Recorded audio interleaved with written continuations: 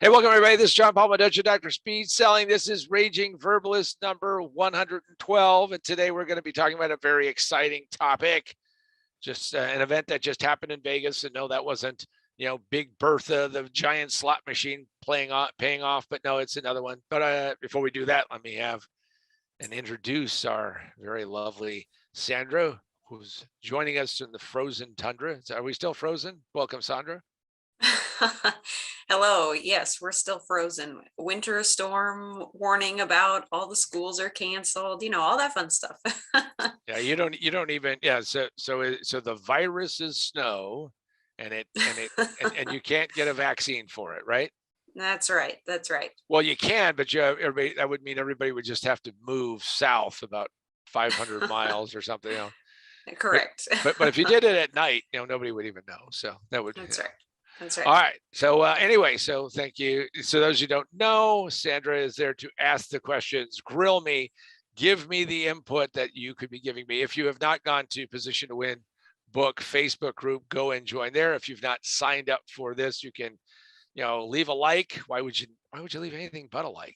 You can subscribe. You can get notified on the YouTube channel, and away we go. So what are we talking about today? What is that exciting event that happened in Las Vegas that we're going to cover today? All right. So it is the Consumer Electronics Show. So can you just kind of explain for everybody what CES is? So the Consumer Electronics Show is madness, and it's madness because what it is all of these manufacturers there's at one point in time it was like one of the largest shows out there. Of course, we have the pandemic, the scourge. Because if I say the word, that they're listening. Anyway, so what would happen is that they would get about 200, 300,000 people who would show up in Las Vegas, and there'd be a couple thousand manufacturers, and they would be introducing consumer electronics. Now, I believe that when it's probably first started, it really was focused on consumer electronics. Now it covers just a wide variety of things. I mean, automakers are there, internet service providers are there, cell phone people are there. Anything that touches that kind of consumer electronics thing is a big deal. So that's where that's all about. And of course, this year is it happens every year. So yeah, well, I guess maybe it was canceled during the pandemic. I don't know, but we're going to talk about 2022. So yeah, so that's what the Consumer Electronics Show is. It's a place for people to show off the available, near available, the unavailable, and the impossible, because people show off a lot of weird stuff that's never going to show up anywhere. I mean, there's some weird things, and times I've been there. All right. So speaking of weird things, what makes CES 2022 unique? Well, what makes it really unique this year is the fact that, as it took place in Las Vegas, Omicron was rolling over the planet, and that made a lot of things kooky and crazy, but they had decided they still were going to go forward with it. They were not going to cut it off. They weren't going to stop it. They're going to let people attend it. They're going to let people show. So it kind of rolled along in that way. And, we'll be talking about some of that. But one of the things that really, really kind of stood out to me is that they actually had only 45,000 live attendees, which seems to be a really small number. Like I said, I've been there where there were, 250, almost 300,000 people. And when there were that many people, even in Las Vegas, hotel rooms were crazy. In fact, I used to jokingly say when I went to CES, because I would book my hotel room early, is that I would, I could just rent out the bed for, not for illicit things. Don't let your mind go there. But, because hey, you get to sleep in the bed for 4 hours and okay, that's it. Your credit card's expired, move on. But yeah, only 45,000 attendees, 119 countries, though. People actually traveled. So it made it a little bit different this time. And then, probably the other thing is that, there was a lot of angst about who was going to show up and who wasn't going to show up. And I think we're going to get there and talk about that. But what makes it unique is that it's finally back and live. And hopefully this is a harbinger, fancy word. I got a word a day calendar, don't I? But harbinger of the thaw that we're going to actually have live events again. And for those of you who think that we're going to just go to virtual events, you've never been to a show like this, because frankly, you would not see some of the strange, the wacky, the weird, and the amazing if in fact you did virtual events, because it's just wandering around, stumbling from booth to booth and going, what in the world is that? I have to share this one, which is somebody has come up with a little robotic cat.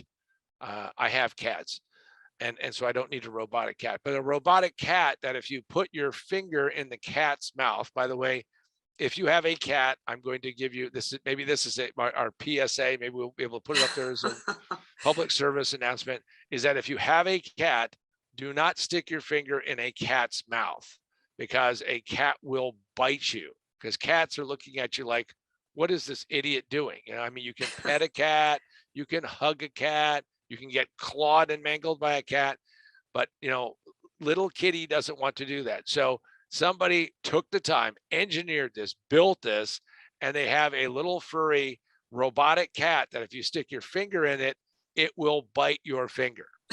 Now, maybe this is for parents who want to train people or train their children. Don't stick your finger in kitty's mouth. I don't know, but that was one of those that I attended virtually, but I thought, yeah. And somebody actually got that deal funded, and they spent money to go to Vegas. I mean, is that insane? A little kitty that's going to bite your finger. Go to any animal rescue and you'll find a whole bunch of little kitties that will bite your finger. No batteries necessary. Oh, goodness. Oh, gosh. Okay. That's crazy. Everyone needs one. Come on. Oh, I mean, exactly. And Yeah. and just think, and who thought of saying, this is what we need for that really important feature. This is going to be Sacco, baby. We're going to have it where it's going to bite people's fingers. Oh yeah. It's going to be a winner. I mean, this is one of those things where I'm sure kids are going, yay, mom, I want to have a toy that bites me. Yikes. Yay. All right. So who was supposed to be there but bailed out at the last minute because of the Omicron variant? Well, it's crazy because that there were some people who showed up and some people who didn't show up.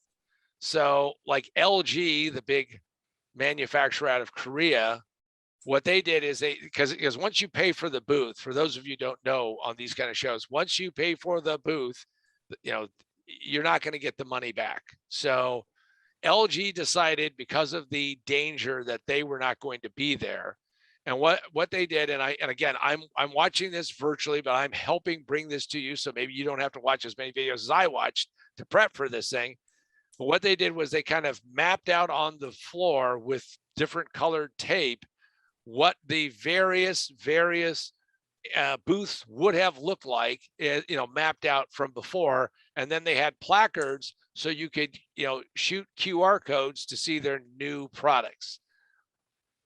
Way to go. Sounds really exciting. So LG didn't make it. Intel didn't make it. I mean, they said, nope, we're pulling out. And they said, we're going to have a virtual, a big company like Mercedes. They were out, but BMW, the boys from Munich, I guess the team from Munich, boys, men, women, I don't know, barmaids, whatever, they made it. But those others, and then Google didn't make it. Google was supposed to have this giant, massive takeover, big part of the parking lot. Which the saddest part is that, as I watched it, is they didn't recover the parking lot so people could park closer, because that was where Google was going to have this big giant tent. Now, if you were doing this any place other than Las Vegas in January, there's no way you would put up a little, vinyl tent and have it out in a parking lot. I mean, imagine if you were doing that in Omaha,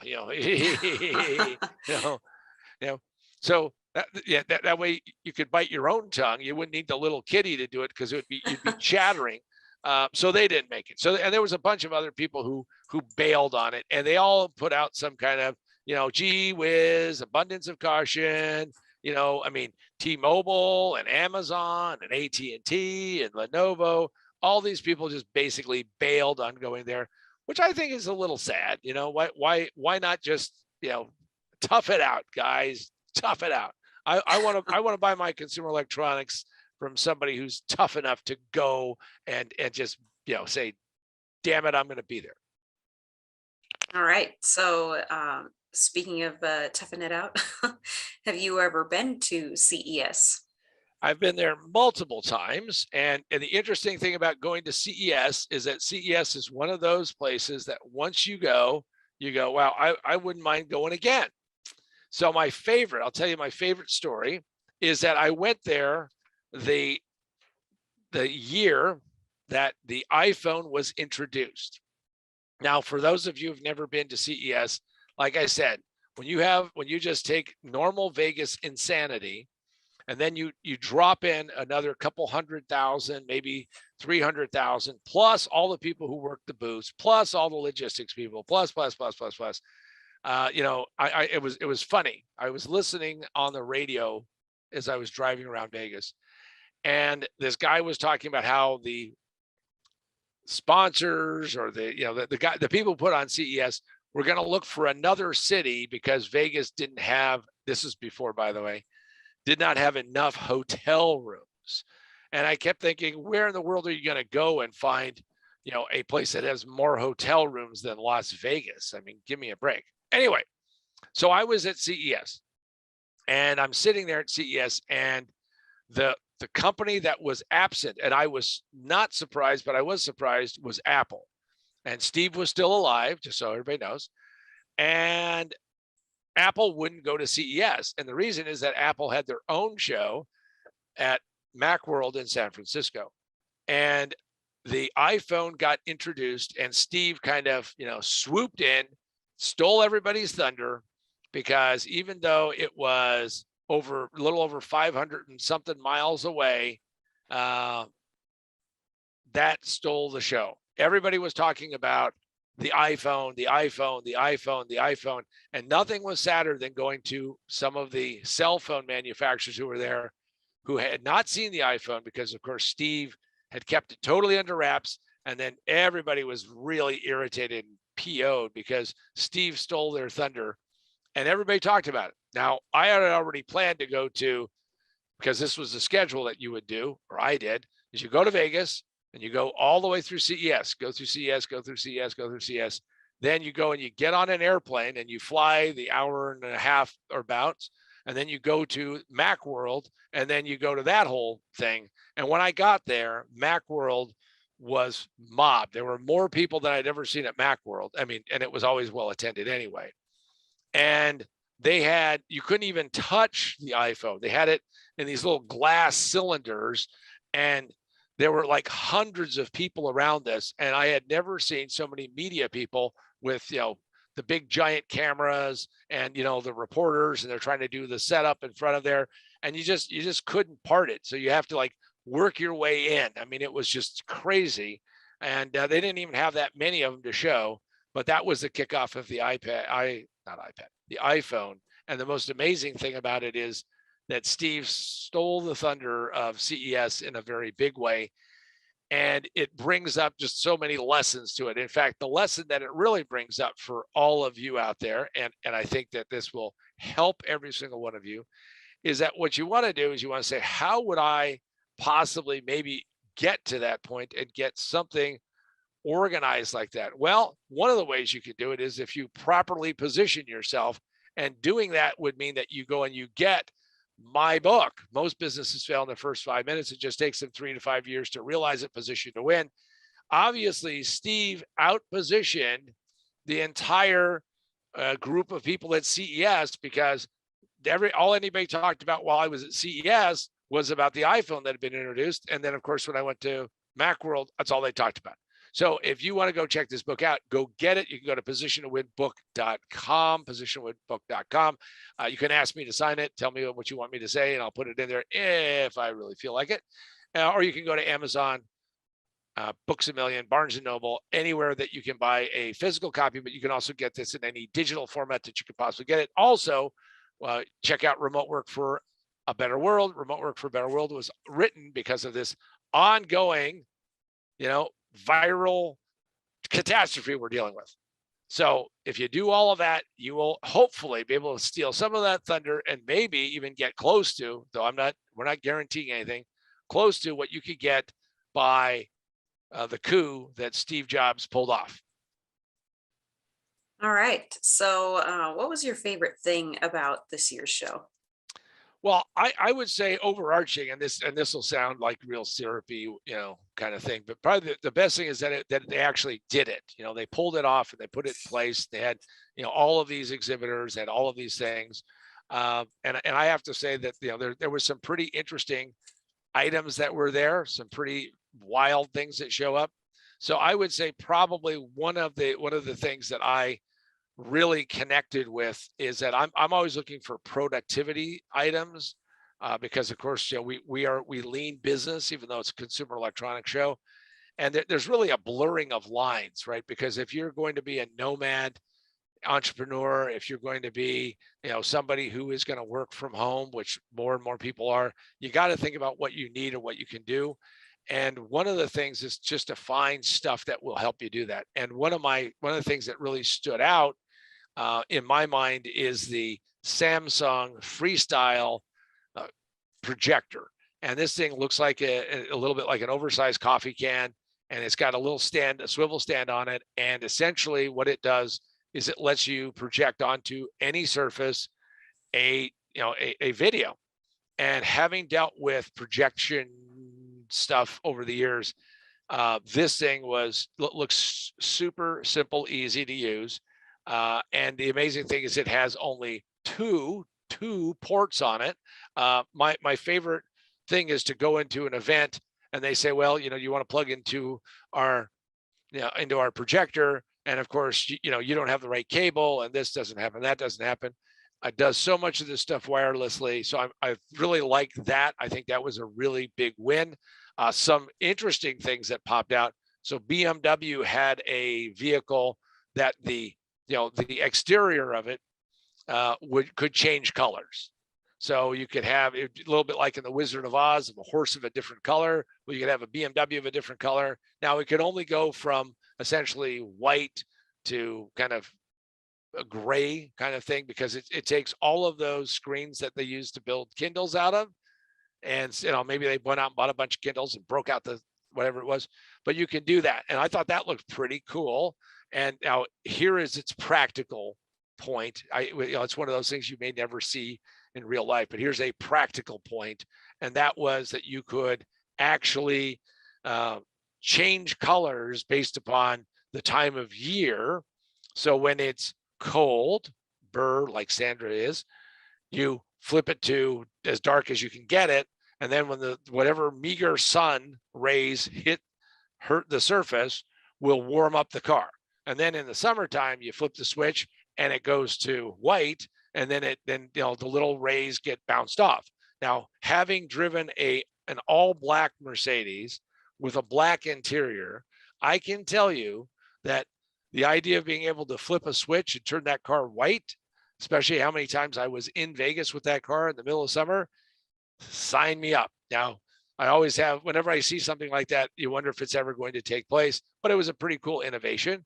The other kind of some interesting things is that this whole proliferation of 8K televisions, who knows where this is going to stop, but high res keeps getting higher res, and we'll see where that goes. So I don't think there's any content that matches 8K yet. I've seen a couple of these in the store, but they're always like upscaling them. But that's kind of an interesting trend. And probably the final thing is how much EV talk, EV talk, and that just seems to be like the theme that people are going off of, is let's talk about EVs, because, well, every government in the world has put a gun to these manufacturers' heads. All I can say is we'll see.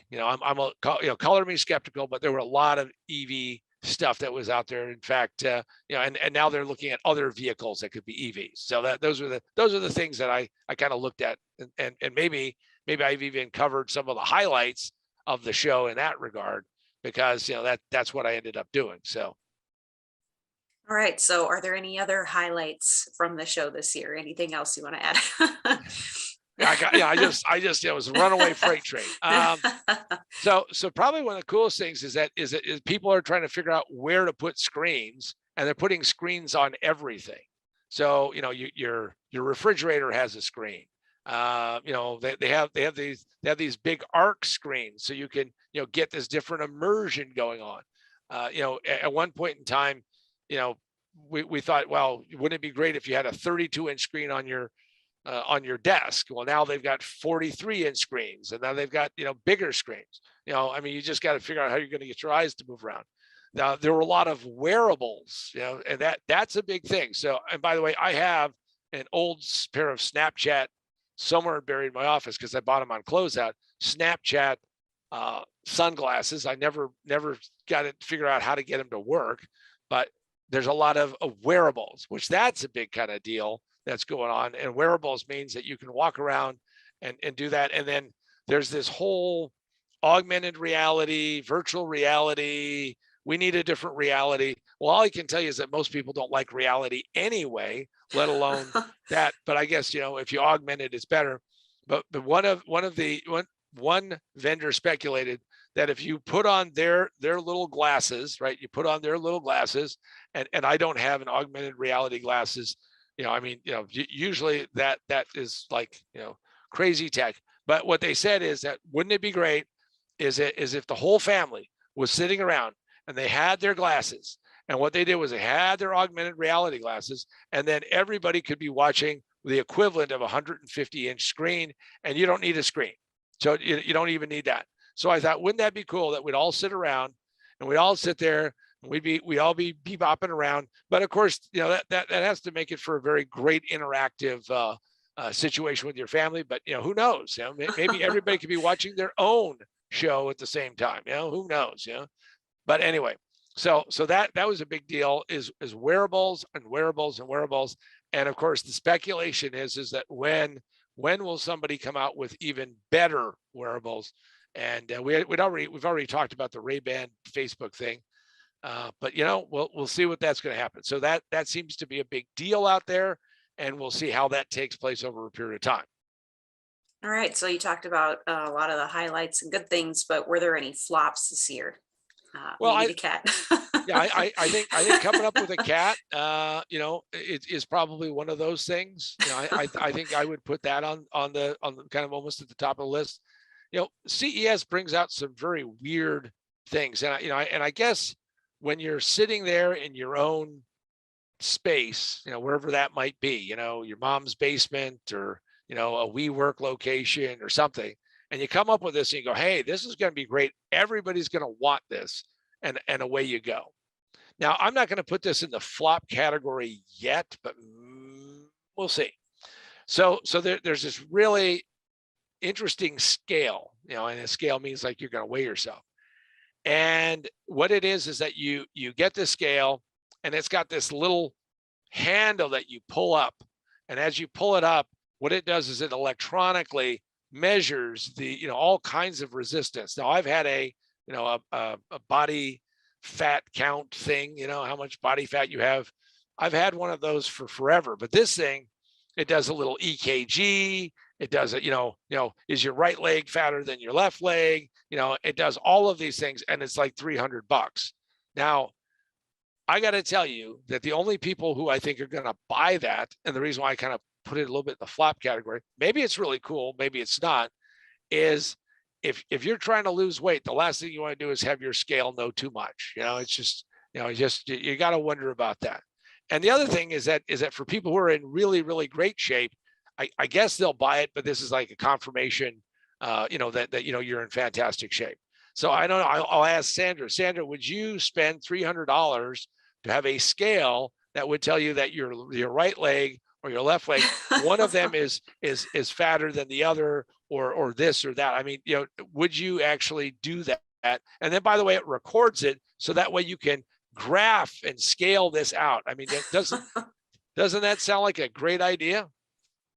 When you first started talking about it, I was like, ooh, I like that.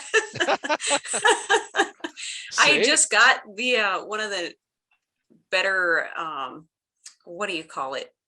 Like the body fat scales or whatever, and I right? check it and I look at the little graphs, and it's like, do you have enough water? Like, I love that stuff. It's like, I don't know, nutrition's my jam, I guess.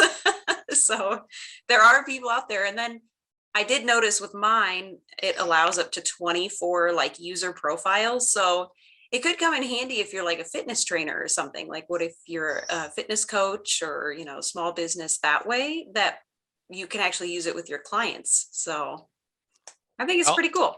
well, I see a GoFundMe page in your future to get people to get the lovely Sandra the scale of all scales. That's right. That's right. Well, I just thought about how you could, it just reminded me of this bizarre situation that I had years ago. I was in Denver, airport. I was flying to Boston, and it was really hot. And for those of you who don't know, when it's really hot in Denver because of its altitude, it creates problems for jets to take off because the air gets thinner when it gets hotter. All of that. For those of you who made it through, science in the 6th grade. And anyway, they were having problems with it. And so I was flying this is, years ago, I was flying on a semi-professional airline, Continental, and they came up with a great idea, which is since they were overweight because of the temperature, they were going to start weighing people and writing down everybody's weight. And it was obviously summer, and I was thinking, how many people in that group? I was much thinner than I am now, but how many of them would want because they weren't going to just ask people what their weight is because they know they wouldn't necessarily get an honest answer. So you could have people walk up and get weighed, and they'd go 132 pounds. And of course, there's probably not a lot of women who are 5'3" who would like to hear that shouted out to the area. Anyway, there's a longer version of the story of where we end up taking off, and no, they didn't weigh anybody, but these geniuses were going to weigh people. So yeah, we got to probably put up a GoFundMe page to get Sandra this $300 scale and see how she likes it. I mean, I find all of the health things interesting, but one of the things I always find is that how many people actually use them and use them to the extent that they could, because it's always a maintenance thing. It's always a question about that. So there you go. Maybe Sandra has moved it from a flop to a hit, but we'll never know. All right. So what is the number one thing you think people should consider getting? Well, I think the Samsung Freestyle projector, if you're in business or if you're doing anything like that, for $900 looks like an absolute winner, because of the fact that it's a smart projector, the fact that it actually adjusts to whatever you're putting it on, that you can power it with a battery, you can plug in an HDMI, you can plug it into the wall, you can screw it into a light socket, you can project on just about anything. To me, it probably makes so much sense, especially, when we do events, and Sandra's helped me out with events. When we do events, I carry a big screen TV, and I mean, it's not like you can put it in the overhead bin, but literally we have a 50-inch screen that I own, Samsung, and, we got the box, and you got to take it there and you got to deal with it. And this may solve that problem. And in fact, I think for, $900 or whatever it is, people will say, well, it's a little pricey. But if you're in business and you can be able to project that, I think it makes a lot of sense. The other thing is that means that all of these people who have, a business, and you want to project the specials of the day, you want to put up a, kind of like a video kiosk, not kiosk, but video information system. This is probably going to be a real huge breakthrough. And the fact that it can run so many different things, and yes, you can obviously hook a laptop to it. You can hook a variety of things up to it. You can hook up a Roku to it. You can hook up a Amazon Fire. But I just think that it has a lot of potential, and the fact that it weighs so little and is so small, I think that's just the no-brainer for it. I mean, there's lots of more expensive gadgets. There's a I think an $1,800, robot vacuum. Well, okay. All right. Yeah. Okay. Yeah. Here is a word to the wise. And this is just my experience. So if you think that this is John saying something, is that 1 year, because of being in our new house, I was at the Costco and I said, you know what, I'm going to get my wife is something really nice for Christmas. And I bought her a really expensive vacuum. And all I can tell you is that that was the biggest mistake I ever made in buying a good gift, because whenever a conversation comes around of inappropriate gifts, I mean, and I had to buy so many makeup gifts after that, it was not even funny, because I made a mistake. Now, you may be a different person. You may be so fastidious that you want to do that. But all I can tell you is that did not go over well. So I don't know if I would buy the RoboVac that has, its own, micro sensors and all that. No. Now, to me, the only thing is the Samsung Lifestyle, and I think it looks pretty cool. I haven't gotten one yet. In fact, I don't think they're out yet. You can pre-order them. But for my next event, I think we're going to try that, because it's going to be so much easier to do that. If it does work, I'm going to start recommending it, especially to clients.